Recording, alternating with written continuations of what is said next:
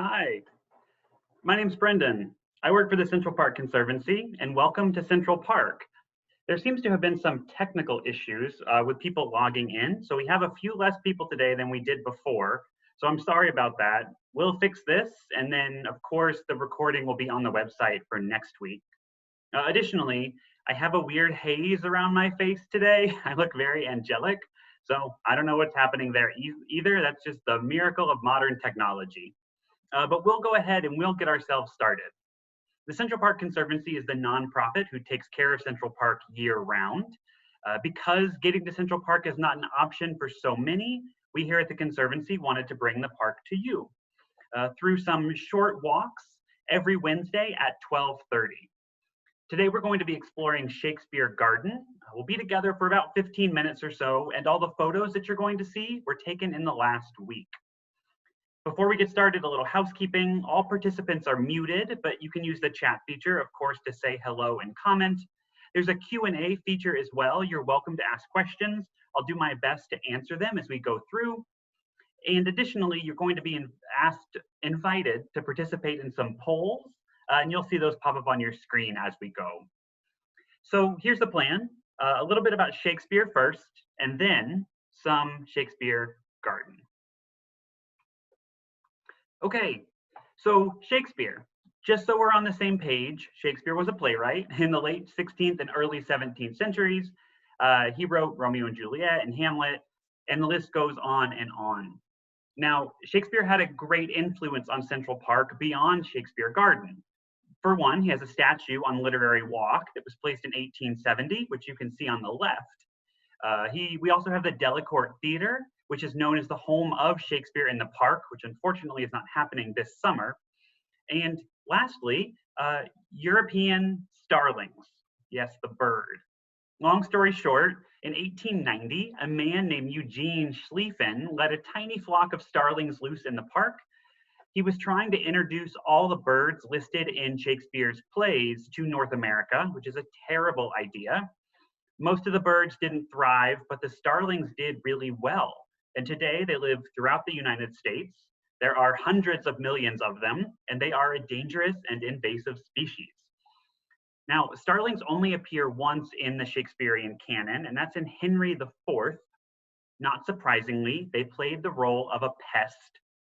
The quote is, "Nay, I'll have a starling shall be taught to speak nothing but Mortimer, and give it to him to keep his anger in motion." Basically, I'll get an annoying bird to learn someone's name and torture them for the rest of their lives. So that's the starling. Let's move on to the garden. So to orient you, here is a map. This is Mid-Park on the west side. And after the last weekly walk, my colleague Martha emailed and said, wouldn't it be cool if there was an icon of a tiny person who would mark the stops that we've seen? And that's a great idea because who doesn't like an icon? And so, see that little person crossing 8th Avenue on the left? That's us. So thank you, Martha. We'd love to know if this is your first time to Shakespeare Garden or if you've been here before. So you're going to see a poll pop up on your screen right now. When you vote, it should go away, and then I'll share the results in just a little bit. We'll make one stop before we head into the garden, and once we're there, I'll give you some more detail as to where we're going to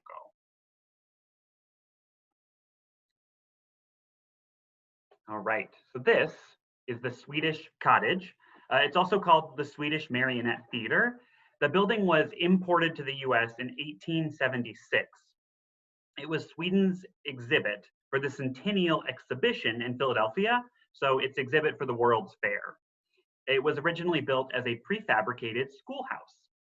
Now, before you question its placement in Central Park, know that it was actually Frederick Law Olmsted who brought this cottage here the year after the fair.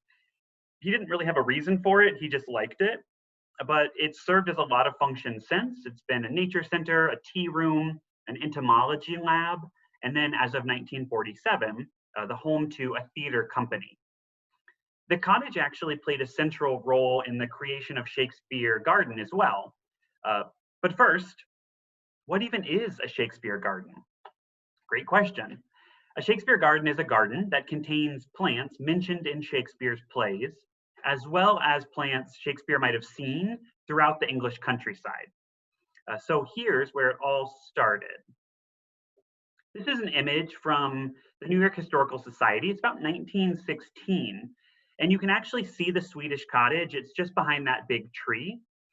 I mentioned that the Swedish cottage was once an entomology lab, so a bug lab. Well, the creator of Shakespeare Garden was an entomologist, and he actually had an office in the cottage. His name was Dr. Edmund Bronk Southwick. He was an avid Shakespeare fan, and the garden was originally created in 1913, but he was tasked with turning it into a Shakespeare Garden in 1916 because it was the 300th anniversary of Shakespeare's death. He died on April 23rd of 1616. The garden has flourished ever since. Here's a map of our route. You'll see some of the stops that we're going to visit marked with the dots, and the stops that we visited will be marked with the tiny person. All right, so first, let's go ahead and see who is with us today. It's always fun to see who joins us on these weekly walks. We have a lot of people for whom it's their first visit, and then a number of people for whom they are return visitors. So for those of you who are first visitors, welcome. For those of you who are returners, welcome back. All right, on to the main event.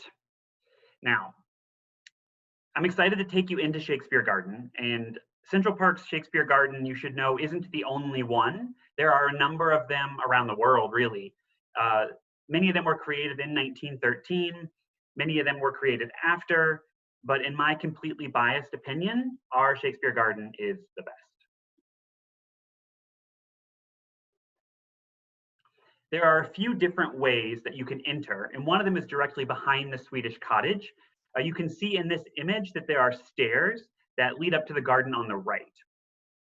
This photo kind of gives us an overall picture as to what Shakespeare Garden is all about. It's rustic, it's inviting, and it's a bit wild. It's 4 acres and it features numerous plants that are mentioned in Shakespeare's works. It feels a bit like the English countryside just off 79th Street. And yes, that flowering pink shrub that you see in the middle, that is an azalea, which is nature's show-off. Here's the main entrance. It's just down the path, and you can actually see the rustic wooden banisters that sit atop those stone walls. Now, the rustic nature of the fence both fits this overall feel of the garden, and it also reflects the history of Central Park. When the park was created, there were more than 100 rustic features. Among them were summer houses and pavilions and fences.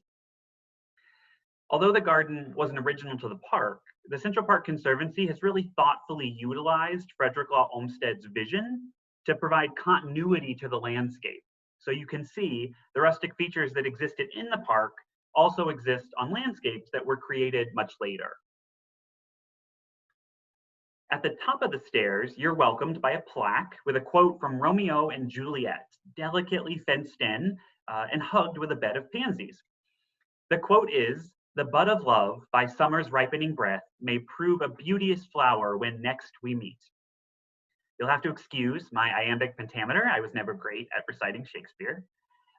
There are 10 additional plaques within the garden, each with a Shakespeare quote that references a plant or a flower, and you're gonna see a few of them as we wander around.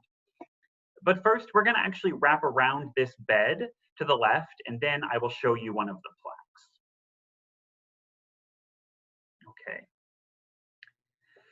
I wanted to show you another view that's looking down a garden path so you could really see how wonderfully lush Shakespeare Garden is. There are some puffballs on the left. They look like big chives. They have purple tops. Those are not chives. That would be a very, very big chive. They're alliums, and they're actually related to chives because both are onions, basically. We'll see an actual chive in a bit, and then we'll do some compare and contrast. Here's one of those plaques that I was talking about. This plaque says, "Here's flowers for you, hot lavender, mints, savory marjoram, the marigold that goes to bed with the sun and with him rises weeping."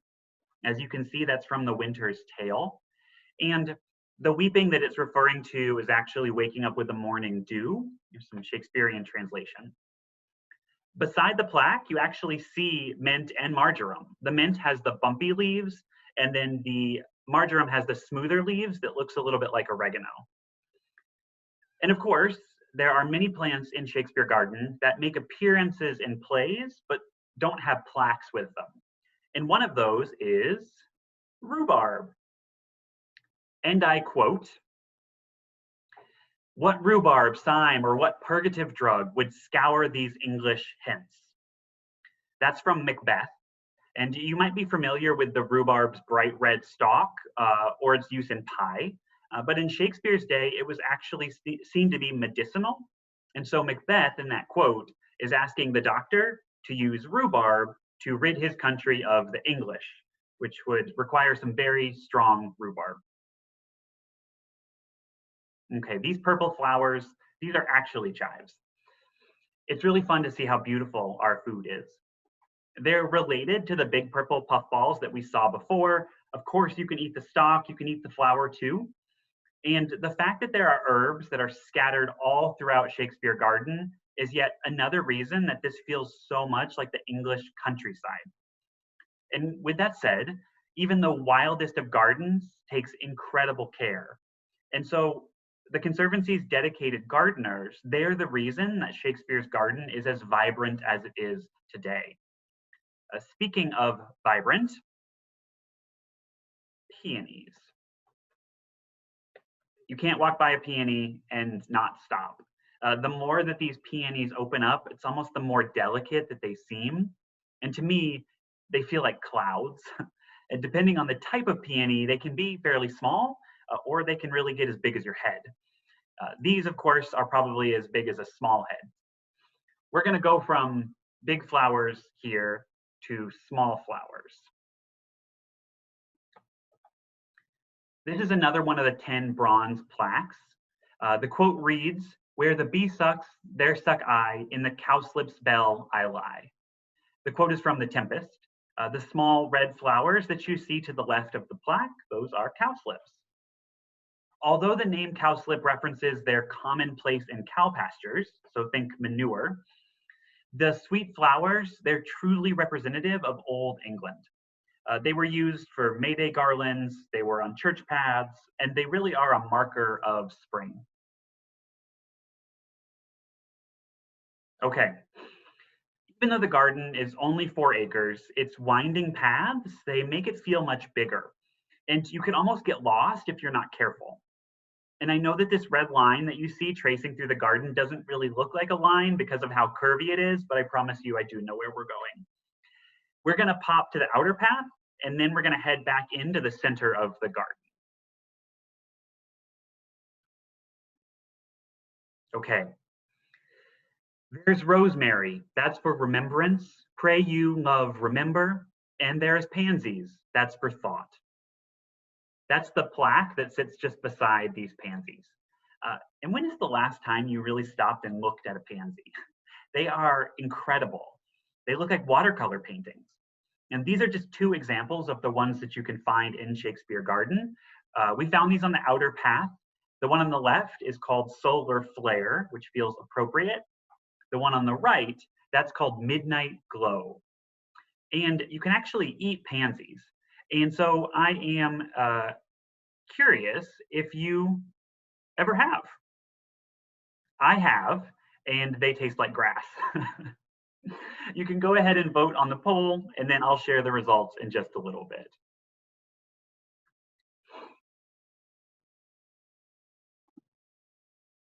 Okay, this next flower is not edible, but it really does look delicious, doesn't it?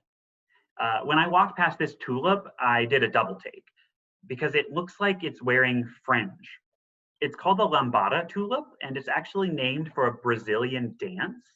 If you turn the tulip upside down in your mind, it absolutely looks like the dress of a dancer as she spins. It was sitting in a bed of other tulips, but this one, it really did stand out.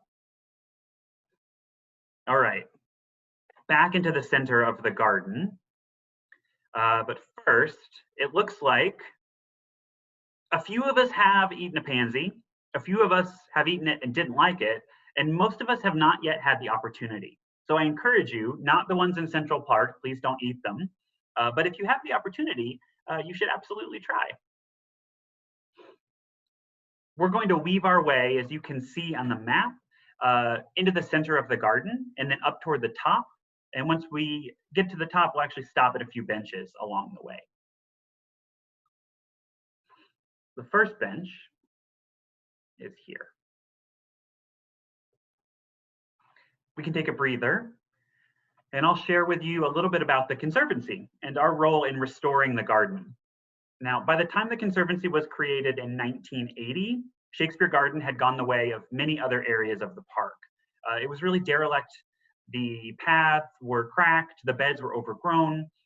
And so in 1987, about 7 years after the Conservancy had been created, the Conservancy began a huge restoration of the garden and an expansion. And that included new plantings and repaved paths and defining elements like the plaques and the rustic benches like the ones that you see here. All the rustic benches that we have in the park, for the most part, they're made out of black locust, which is a tree that you could find both in the park and other ways throughout New England. It's really strong and it's incredibly rot resistant. Behind this bench is the the garden's famous sundial. The sundial was placed in 1945. It's made of bronze and then cast stone, and it works actually, but it does not account for daylight savings time. You can see the slope of the path in the image. It slopes downward and it's fairly steep. The garden was constructed on rocky terrain, and whether the garden's creator knew it or not, that was in line with how Olmsted and Vaux really saw the landscape. They wanted all these landscapes to seem natural, almost as if they'd kind of sprung from the rock. Oh, we've got another bench just up ahead.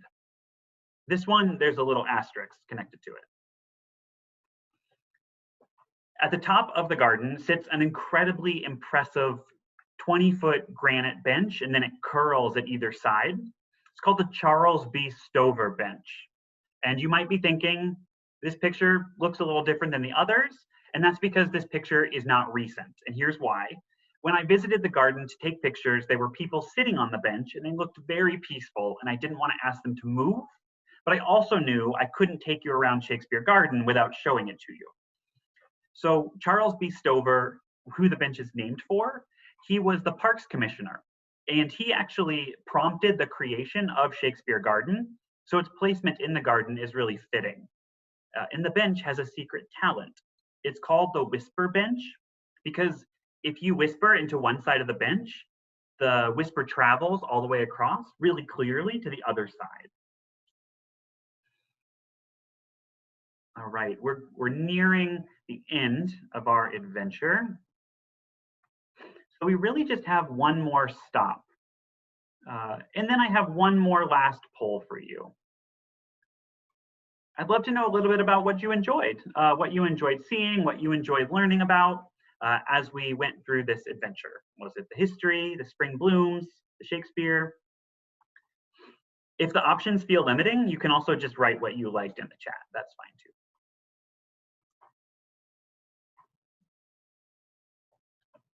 Okay. Now I know that the flowers in the back of this image are a little blurry, but that's okay. We've seen a number of flowers up close, and one of the things that's really special about any garden is the way that the flowers really work together. So in the foreground, the clear flower, that's a white trillium. The petals actually start white and then they turn pink as the flower ages. Behind it, you'll see some bluebells, and the pink dots in the back, those are bleeding hearts. We've actually seen bluebells and bleeding hearts in previous weekly walks. There are actually two different types of trillium in this image, but the other one is dark red and it kind of fades into the shadows, so we can zoom in. So this is the other one. This is red trillium. and it has a bunch of names, but one of those names is called Stinking Benjamin, which is not very nice. The reason is because the flower actually is known to have a bit of an odor, and during one of our weekly walks, the one through the conservatory garden, I mentioned that different pollinators are attracted to different colors. They're also attracted to different smells. And so this flower, because of its odor, often attracts pollinators that don't mind the odor, flies. And it's funny, if you actually look at the flower, you can see some flies who are currently on it. So let's very quickly share the poll results as to, we have blooms, essentially everything, and that's great to hear. We're so glad that you enjoyed learning a little bit and just walking through the garden with us today. So one last stop. As I was walking, my eye was really drifted to the delicate field of blue and green that sat behind the rustic fence. And this feels very much kind of quintessential Shakespeare Garden. The tiny blue flowers, those are forget-me-nots, and they're often associated with friendship. I thought it would be a nice note to end this weekly walk on. Even though I don't believe Shakespeare mentioned forget-me-nots, he talked a lot about friendship. And so one final quote, this one is from The Tempest. I would not wish any companion in the world but you.